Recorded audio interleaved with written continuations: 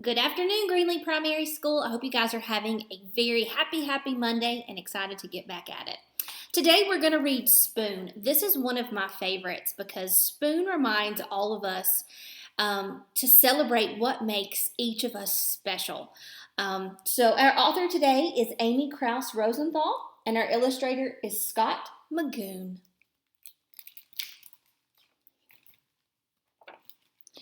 This is Spoon.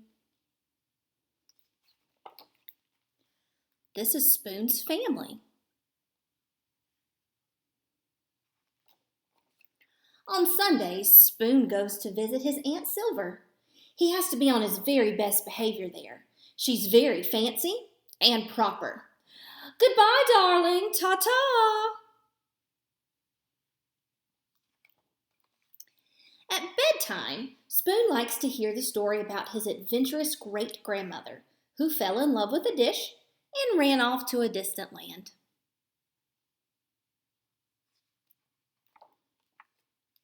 Lately, though, Spoon has been feeling a little blue.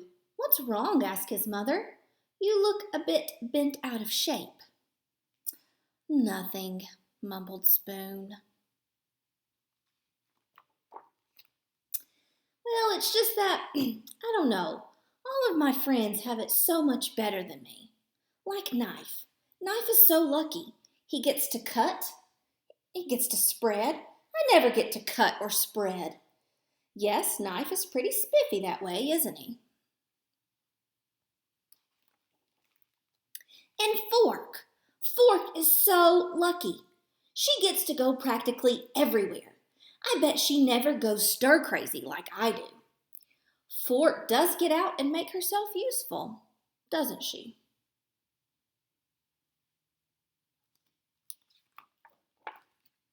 And Chopsticks. They are so lucky. Everyone thinks they're really cool and exotic. No one thinks I'm cool or exotic. Those chopsticks are something else, aren't they?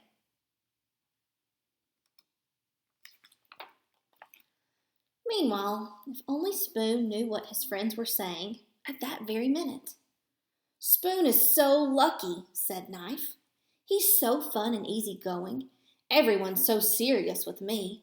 No one's ever allowed to be silly with me like they are with Spoon. Clang, clang, bang. Spoon is so lucky, said Fork. He gets to measure stuff. No one ever does that with me. Spoon is so lucky, said Chopsticks. He can go places by himself. We could never function apart.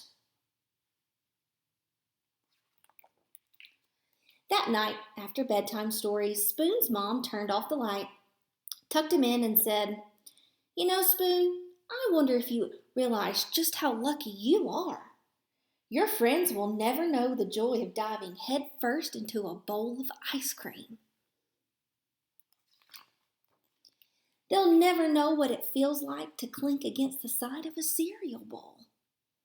And they'll never be able to twirl around in a mug or relax in a hot cup of tea or hot chocolate. Spoon hadn't thought of it that way before. He lay awake in bed for a long time. His mind was racing. He felt so alive. There's only one thing to do. I can't sleep. Oh, come snuggle. Come, Spoon.